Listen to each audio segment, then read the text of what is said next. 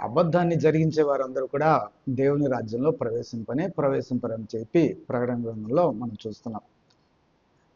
మరి అబద్ధం అనేది లేకుండా ఈ లోకం ఉందా అంటే ప్రతి సంగతి అబద్ధంగానే కనబడుతుంది. ప్రతి విషయంలోనూ అబద్ధం దొర్లుతూనే ఉంది. నిజం చెబితే అది ఎంతకు దారితీస్తుందో అని చెప్పి నిజం చెప్పాలనుకున్న వాళ్ళు కూడా భయపడుతున్నారు. అదేంటది?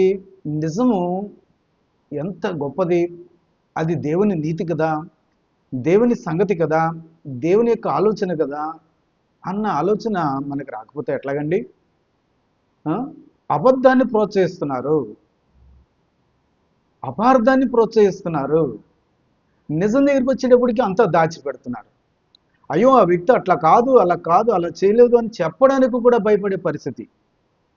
మరి ప్రభుని విశ్వసించిన వారు కూడా తెలుసుకోవాల్సిన సంగతి ఏంటంటే నిజాన్ని నిర్భయంగా చెప్పడానికి వెనుకాడకండి దయచేసి.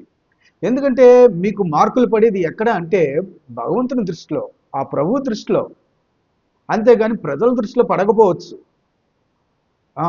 కానీ ఎక్కడ మీకు రిజల్ట్ వస్తుంది అంటే ప్రభు దృష్టిలో బలాదాసుడా, నమ్మకస్తుడా అని చెప్పి అనిపించుకోవడానికి మీకు మంచి అవకాశం ఇచ్చారు దేవుడు. ఎందుకంటే సత్యవంతుడైన దేవుణ్ణి మనం ఆరాధిస్తున్నాం కనుక మనం సత్యాన్ని మాత్రమే ప్రకటించాలి, సత్యాన్ని మాత్రమే మాట్లాడాలి.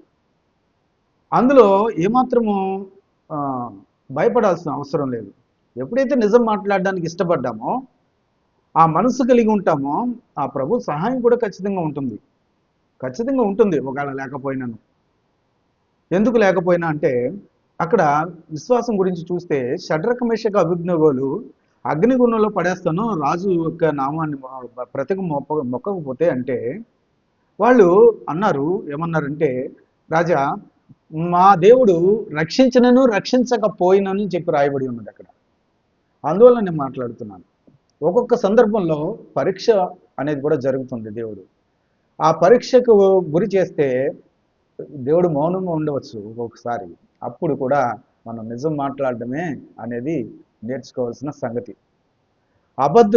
అబద్ధికులను అసహ్య కార్యాలు చేయవారును దేవుని రాజ్యానికి వారసులు కానారు. తెలుసుకోండి. అంత్య దినాల్లో ఉన్నామని పదే చెప్తున్న సేవకులారా, లేకపోతే సేవకులని అనిపించుకుంటున్న వారులారా, లేదా విశ్వాసులను అనిపించుకుంటున్న వారులారా, మేము ఇన్ని సంవత్సరాలు బట్టి విశ్వాసంలో ఉన్నామని సంవత్సరాలు చెప్పుకుంటున్న వారులారా, సత్యాన్ని మాత్రమే పాటించండి, సత్యాన్ని అవలంబించండి, సత్యాన్ని ఖచ్చితంగా చేయండి. దేవునికి మహిమ కలిగే విధంగా మనం వ్యవహరిద్దాం.